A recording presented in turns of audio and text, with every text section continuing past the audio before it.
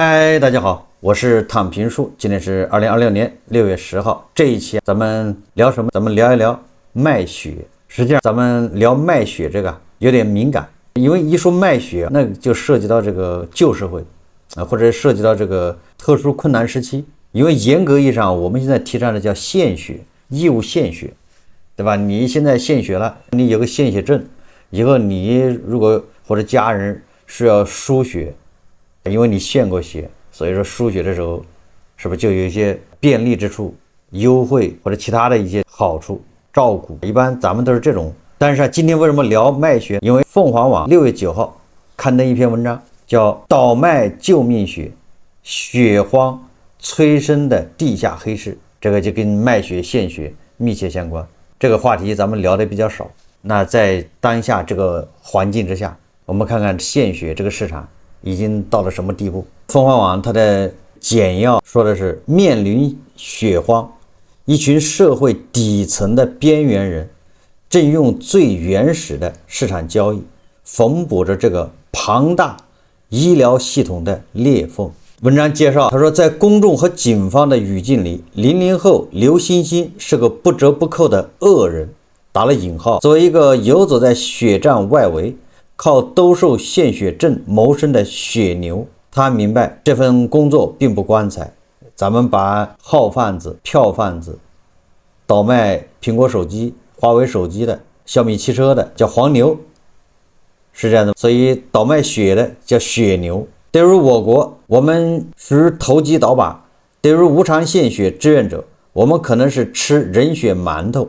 5月13日，他在帶有互助字眼的抖音賬號私信裡這樣對鳳凰網回復道，也就是這個鳳凰網還採訪了這個劉欣欣，這個在醫療體制裂縫中生存的年輕人，自己也是被生活逼到了牆角。劉欣欣過去在養豬場打工，掙的錢大都寄回了家裡，家裡媽媽身體不好，每月光是看病買藥就要花2500塊。今年失業後，他試過去跑外賣，扣掉工作服、配送箱和租電動車的費用，到手根本剩不了幾個錢。幹了1個月，他沒有再做下去。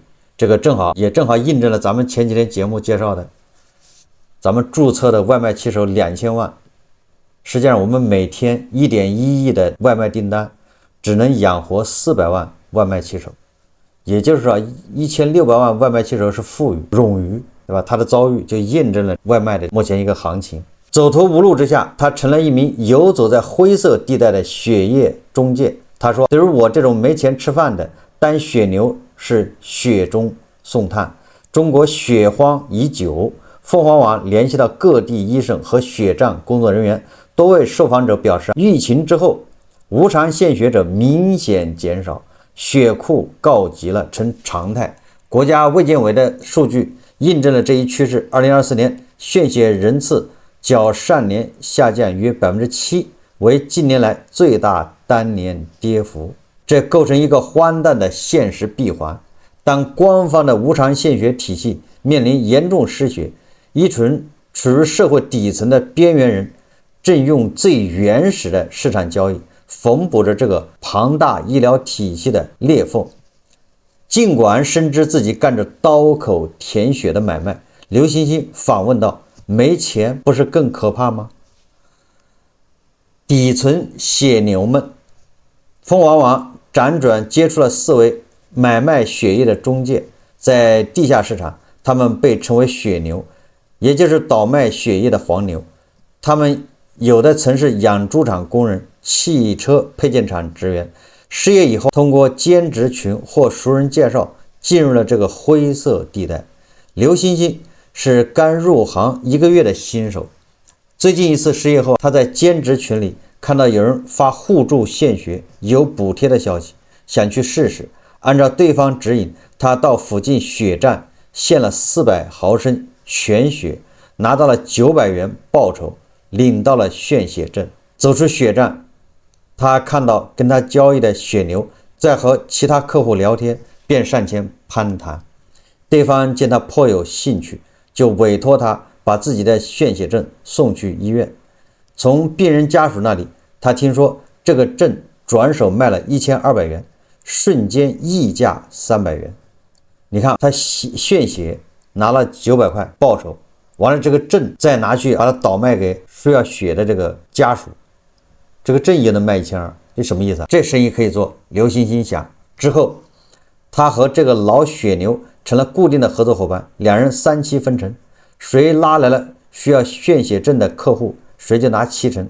老血牛告訴他，身邊有個朋友靠這個1年賺了30萬。劉欣欣日常變成了2件事，在網上的備血求助帖下留言愛心互助，以及到血站附近像上班一樣蹲點。他從早上8點半待到下午4點，看到神色着急的人就上前搭訕，運氣好的時候一天能碰到1、2個客戶。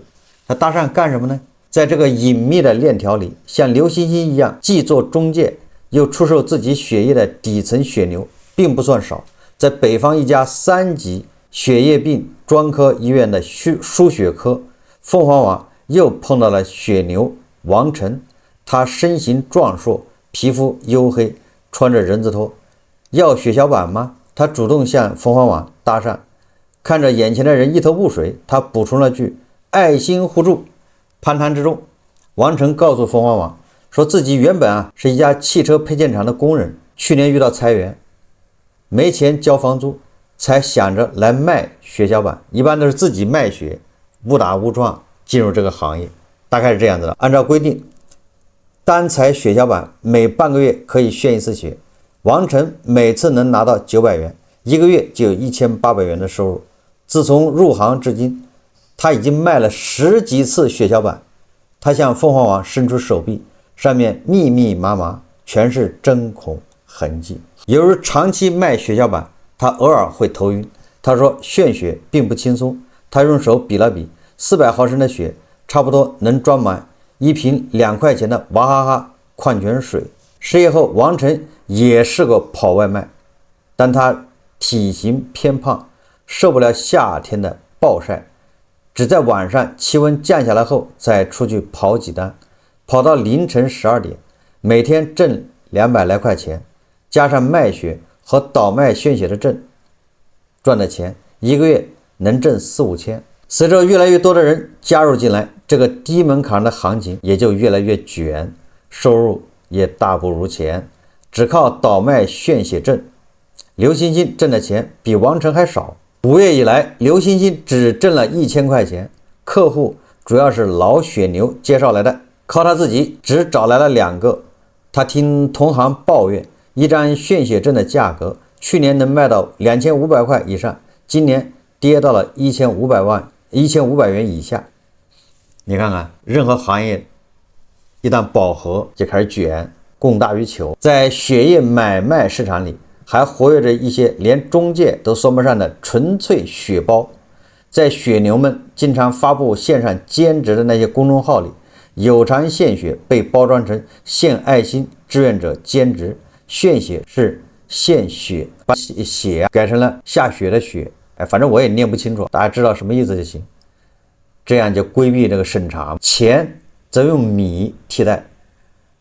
24歲的失業大學畢業生小杰就是通過這種方式再次走進血站的。小杰第一次獻血是在讀大學時，2021年暑假，他奶奶走路摔倒需要手術，醫院要求家屬先去獻血。小杰從安徽鄉下趕到合肥，在附近血站獻了300毫升全血。上交獻血證的當天，奶奶就用上血了。那是一次純粹的親情互助。說實話，我也不懂為什麼奶奶要輸血，那就非得孫子要先去獻血。當然了，這個他一定有他原始的邏輯，但是為什麼就搞成這樣了？最後變成血牛、中介、血包在裡面大行其道，這就是我的疑問了。你說人人都不獻血，那需要輸血的人從哪兒輸血呢？這個是個問題。我們當然希望人人去獻血，但是為什麼現在變成這個樣子？肯定不是當時的初衷，對不對？但今年5月的第2次獻血，性質卻變得曖昧不清。起初面對以患者家屬身份自稱的鳳凰網，小杰坦誠自己是有償獻血。當鳳凰網表明媒體身份，他立即改口，稱這次是因為一個朋友的叔叔有用血需求，自己是去幫忙，事後拿到了500元，只是朋友給的紅包。小杰並不覺得献血是多大事，跟輸液差不多，手麻幾分鐘就好了。他坦言這筆錢多少緩解了眼下的經濟壓力。他本科學會計，2024年畢業後跟家人做了一段時間生意，今年年初為了愛情來到南方城市，卻陷入了求職困境。來献血的大部分都是走投无路，失业，找不到工作就去当保安。他在社交平台上調侃，現實是他所在的城市很多崗位底薪只有3、4千，而他和女朋友房租每月就要2000元。成為血包至少讓他有了一點點異地生活的底氣。在這場窮人抽窮人血的互害遊戲裡，極度內卷和底線的花落變得順理成章。這是鳳凰網說的窮人抽窮人的血，互害遊戲。劉欣欣告訴鳳凰網，血站附近全是同行，大多平头模樣，背着挎包以便收支现金。有了单子以後，刘欣欣要全程陪同找来的献血者去血站献血，甚至把献血证拿到手里，怕被同行挖走。我在现场我就抢不过他们。刘欣欣说，有时他正和患者家属谈着价格，同行就来抢人。同樣一個獻血證，你賣1400，他賣1300。他的報復方式是後面需要撬他的客戶，我也這麼幹。他聽說有同行甚至為此動起手來，不過被打了，大家也不會報警，都知道自己幹的是犯法的生意，也因此老黃牛才願意和他合夥。一個人容易挨欺負，但就在幾天前，劉欣欣發現老血牛的電話打不通了，同行告訴他，那人已經被捕了，沒了客源不掙錢，風險還大。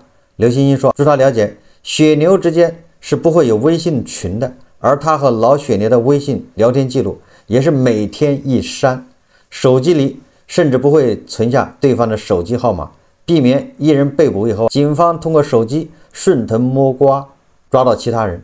劉欣欣也在考慮換個行業，只是他不知道下一份工作在哪裡，失業游走在灰色地帶。這就是我們前一陣子說的，當外賣、當網約車再也承載不了這麼多失業的人的時候，那這些人去哪兒呢？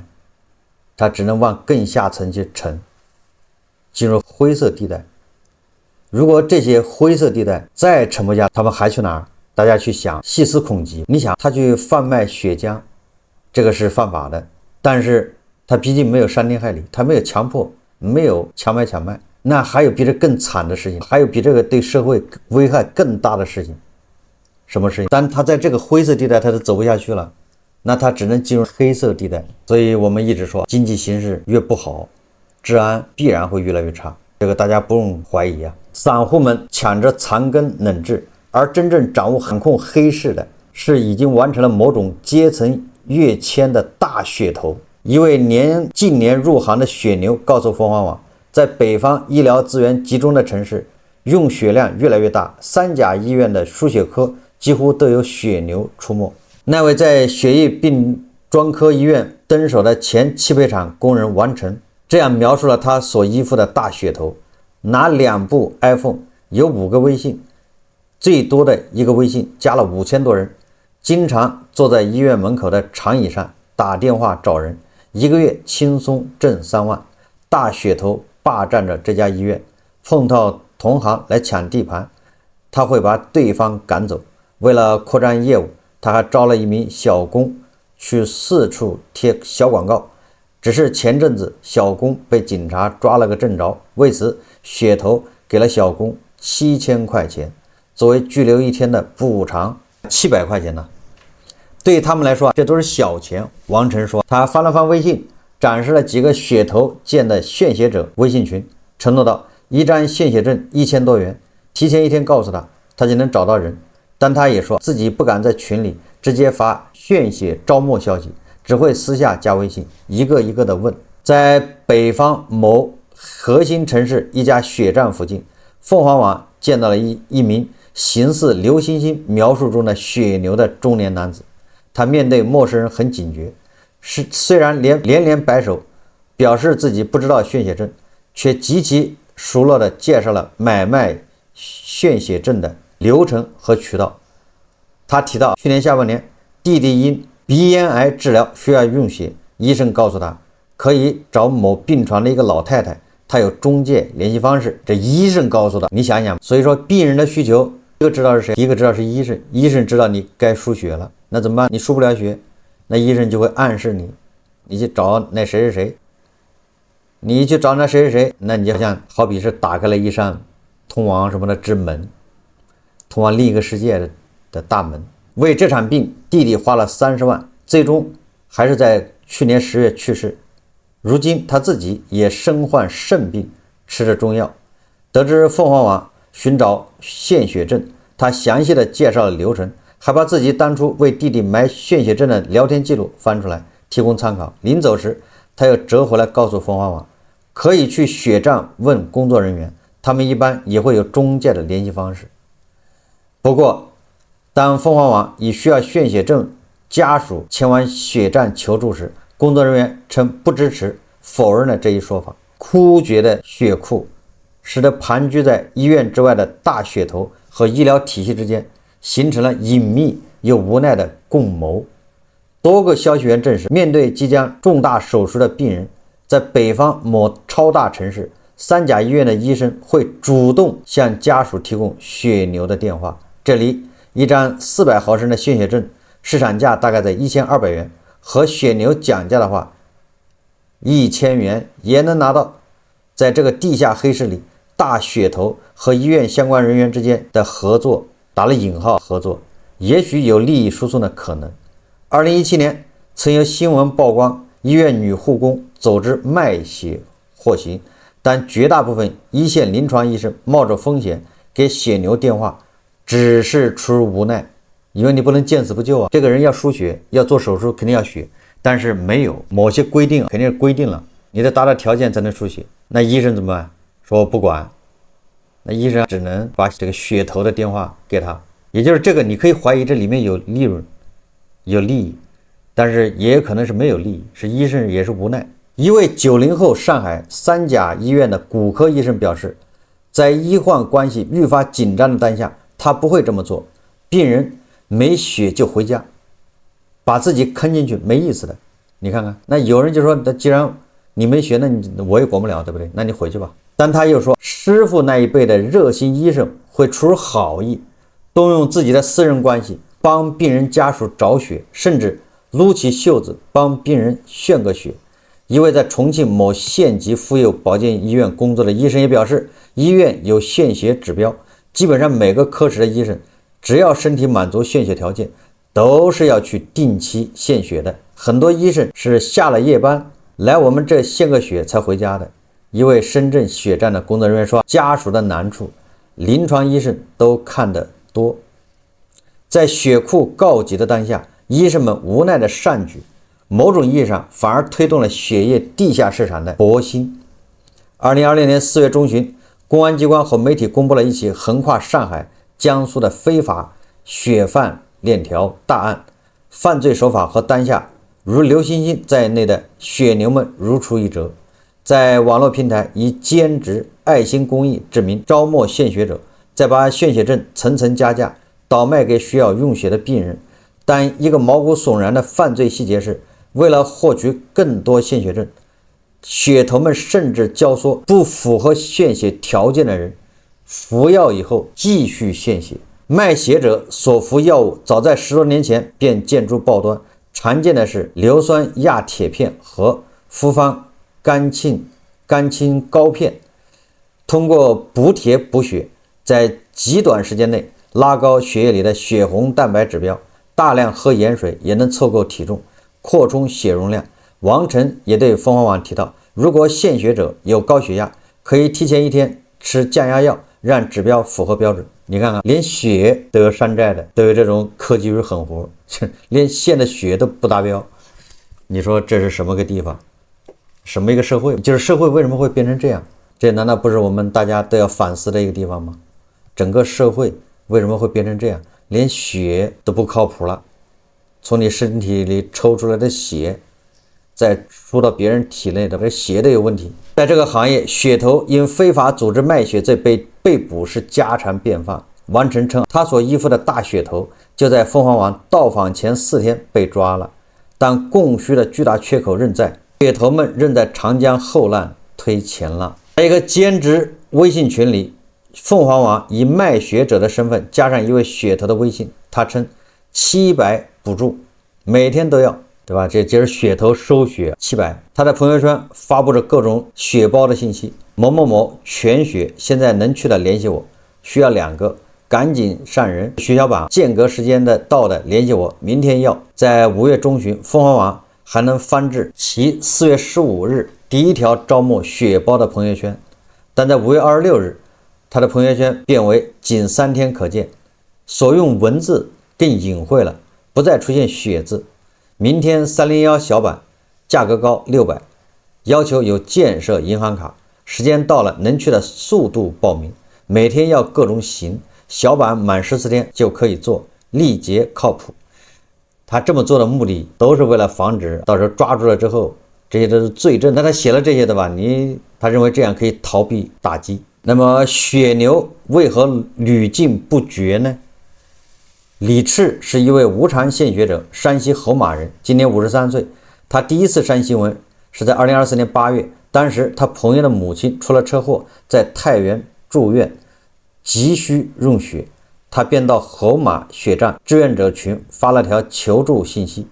結果幾分鐘後，這位獻血者累計獻血24次的獻血獎金獲得者被血站大夫踢出了群。所以我從不獻血。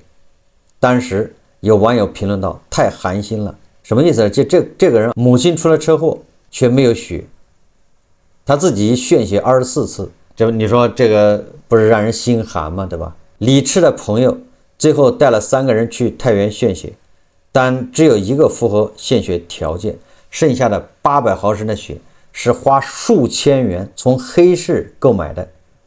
講到這裡，李赤有些哽咽。2025年6月，李赤的經歷再次在網上發酵，引發了大量消極評論，這讓他感到網友的憤怒的背後有更複雜的原因。中國的無償獻血制度確立於1998年，當時頒布的獻血法只規定了獻血者本人及直系親屬可免費用血，有關優先用血的承諾，則是此後各省市鼓勵市民獻血出台的激勵性政策。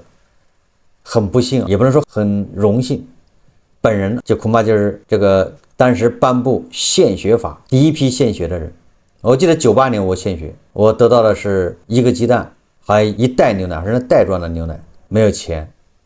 有一張獻血證，那個證不知道被我丟哪兒去了，沒有錢，有一張證，這也是我到現在為止唯一的一次獻血。但在血液極度緊缺的情況下，優先用血承諾漸漸成了空頭支票。在深圳某血站從事血液工作17年的王麗說，優先用血的前提是池子裡的血是夠的，在血庫告急的情況下，血站只能優先保急救用血，可以擇期手術的患者的用血需求只能排在急救後面。我們這裡經常是車禍外傷的、高空墜落的、馬上要生孩子的、70、80歲在 ICU 搶救的，一起來找我們要血。這種情況緊急，你肯定要救，對不對？在去年年底血庫最緊張的情況下，擇期手術的患者家屬拿着10年前的獻血證來找我們優先用血，我們很想給他，可拿什麼給他？王麗焦急又無奈地說。鳳凰網聯繫到各地醫生和血站工作人員，多位受訪者都表示，疫情之後無償獻血者明顯減少，血庫告急成了常態。王麗對血液系統的脆弱性爛熟如新，獻血者獻出的是全血，需要在血站完成傳染病等各種項目檢測、血液成分制備和貼標籤、打包裝，光是準備工作就要耗去2到5天。理論上，紅細胞保質期是35天，這樣算下來，一袋全血實際可用窗口不足30天，而血小板更短，可用窗口只有3到4天。這意味着血液無法儲備，一旦獻血人數下滑，動態平衡就會被打破。那倒也是，它這也就是你獻的血全血也就35天，整個的你就按30天算，這30天裡面有多少人來獻血，往這池子裡面的，這個決定了你这個血液的儲備，而不是說像什麼東西你可以冷冻個半年、1年的、3年，它的保质期只有30天，血小板只有3到4天，所以這個就跟你管理輸血的速度取決於人數，對不對？所以人數一下降，你血液儲備那就急劇下降，就不夠用。另一位福建某血站的工作人員告訴凤凰網，疫情後血站给出的购物卡等補貼是原來1倍，但是獻血的人只有疫情前的1半了。他所在的血站要給全市50多家醫院供血，最近全血庫的 AB 型庫存只剩下8000毫升，只夠應對僅1位出血量大的急診病人的需求。那基本上就是這種儲備在警戒線，你就沒有警戒線一說了，一個病人出血那你就沒了。供給在不斷收縮，需求卻從未減輕，缺口甚至越來越大。王麗說，醫療技術進步讓越來越多的以前救不了的病人得以救治，老齡化帶來更多用血需求，醫保聯網和交通發達又讓全國患者向大城市集中。像北上廣這樣的大城市，它的用血量靠自己城市的市民獻血是遠遠滿足不了的，這構成了血荒的結構性根源。確實，你安徽農村的人生病了，跑到北京看，如果要用血，但是北京的血那靠北京人在北京的這些人來獻，它不夠啊。全國人都跑北京看病，但是獻血它並沒有在北京獻，它在各地獻，所以呢這個肯定就出現結構性的，但是這個原因這都是原因之一。當血站發出庫存緊張的信號，壓力便直接傳導給了臨床醫生。重慶一家縣級婦幼保健醫院的婦科醫生陳娟告訴鳳凰網，疫情之前用血相對寬鬆，但近2年只有急救用血不受限制，治療用血基本都要患者家屬先去獻血，血站才會發血。病人會覺得我們沒有同情心，故意為難他們，但血站不發血，我們也沒有辦法，一不小心就會被投訴。陳娟也覺得，在大多數患者用血都得1換1的情況下，優先用血已經失去了實際意義。李赤感到矛盾，他明白血牛買賣血液是非法行為，但卻又是他們游走入邊緣地帶，以黑色交易滿足了老百姓的剛需。在手術極端壓迫感下，走投無路的家屬只能向大血頭妥協買證，一些血牛也因此有了互助獻血的濾鏡。一位自稱為志願者的人士提到，自己已經無償為家屬找普通獻血者，實在找不到時，他也會向家屬推薦靠譜的血牛，只要這個人拿錢後真的辦事，而不是騙完家屬的押金後就拉黑。這個鳳凰網最後說，如何拯救血荒，打擊黃牛只是權宜之計。全國人大代表、北京大學第3醫院骨科主任劉忠軍對鳳凰網說，真正的出路是讓血荒不再發生。早在2020年，他便呼籲放寬獻血年齡，增加潛在的獻血人群。不同的醫院甚至不同的一線醫生對獻血政策了解程度並不相同，直接讓病人去獻血審批最快，有的醫院就圖省事。沈浩說，我就寫了一些攻略告訴大家，有時候你找醫院是沒有用的，不如直接去聯繫血站。不過他認真寫的攻略熱度很低，只有70個點讚，遠不如獻血者李赤無法用血在互聯網上發酵熱度。倒也是這種信息偏差，在北京堅持獻血26年的劉有福觀察得更為透徹，說血庫越是缺血，優先用血的承諾越難兌現，負面信息就越多，無償獻血的人就會越少，這叫惡性循環。一旦形成這種局面，對吧？佛祖來了也沒辦法。面對這個惡性循環，劉有福試圖做點什麼。2024年3月，他50歲，創立了小白板公益團隊。他邀請了一批固定無償獻血者，每人按照自己的周期去獻，把獻血指標定向給北方某大城市醫院的血液病患兒病區，就是小孩，那裡的孩子大多從學校全國各地轉來，陪床的家長既沒有身體條件去獻血，又難以負擔血牛開出的價格。這和血販子操作在形式上有幾分相似。血販子找來的獻血者也需要去醫院輸血科簽定向承諾書，卻有本質區別。劉有福說，他們無償盲捐，沒有人會為了錢瞞報身體健康狀況。不過他說我們用這種定向獻血的方式是官方不推薦的，也就是刘有福這種，你組織一些愛好者，你們定期到醫院去献這個血小板，你定向的说捐給你医院的兒童病房，兒童运血，那這個在官方是不容許的，這個也認為是你定向募集、定向捐贈。劉有福說，互助獻血原本寫進了現行的1998年獻血法，並非強制，卻因催生灰色產業鏈，已於2018年被原國家紀委全面叫停。但互助獻血並沒有因此消失，只是轉而了地下，也就是互助獻血也是違法的，只能在地下蔓延。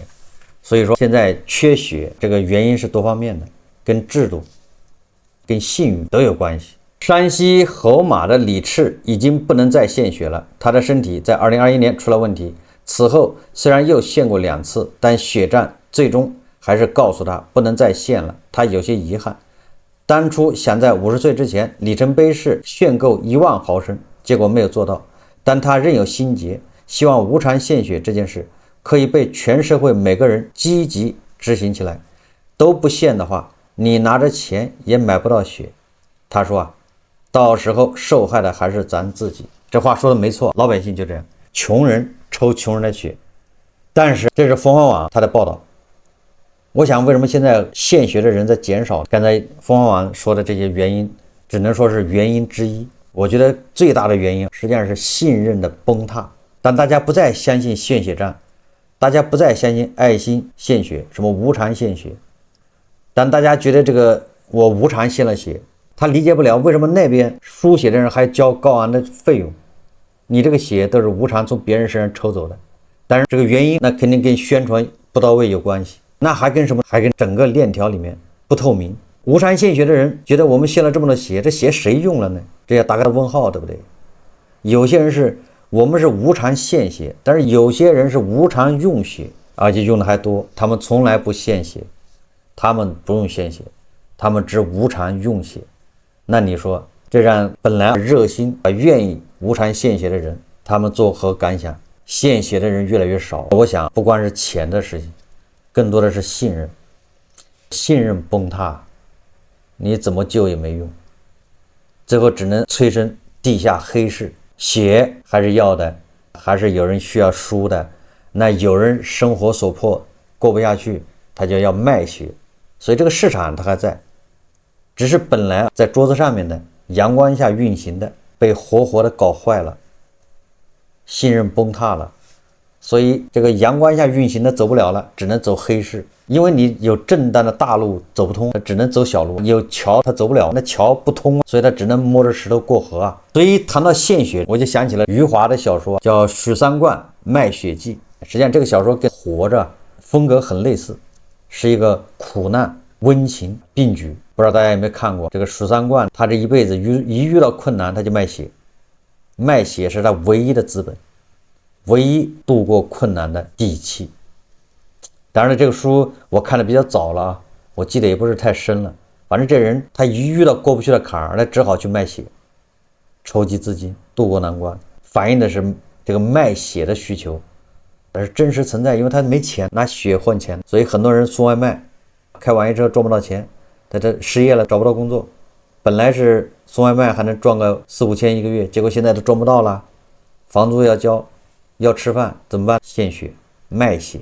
所以許三觀賣血記。我再告訴大家，在我上大學的時候，我們有同學他不是家庭困難，他家庭其實不困難，因為他家裡都是城市裡面，而且父母都是職工，其實90幾年還是不錯的。真正說家境不好的，像我們這樣農村出來的，家境很一般。那我的同學裡面就有2個家境還可以的，是職工，但是他因為自己花錢大手大腳，這個大家都知道，上大學的時候家長給了他1學期的學費和那生活費，他來1個月就花完了，一半用來還上學期的饑荒，借着外債他要還，上學期的外債一還，再加上身上所剩就不多，他又開始亂花，1個月就花完了。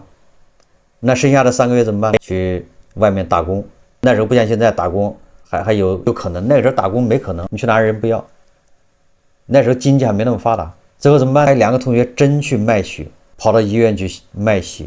後來據說賣血未遂，為什麼未遂？跑去好像是血没通过還是怎麼回事？沒辦法，回來接着餓肚子，走投無路去賣血。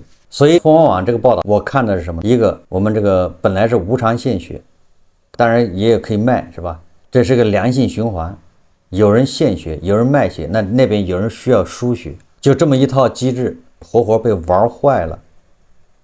這個怪誰？這第二個，我們有大量的人，你看看凤凰網報道的這些人，要麼是自己身體出了狀況，要麼是親屬出了狀況，要麼是自己失業下來送外賣，開网约車賺不到錢，只好游走在灰色地带，只好去獻血。獻完血之後，光獻血不夠，你一個月只能獻1-2回的吧？一次獻血900塊、800塊的，你也只有1000多，那怎麼辦？順便就幹起了倒賣，血牛，游走在灰色地带。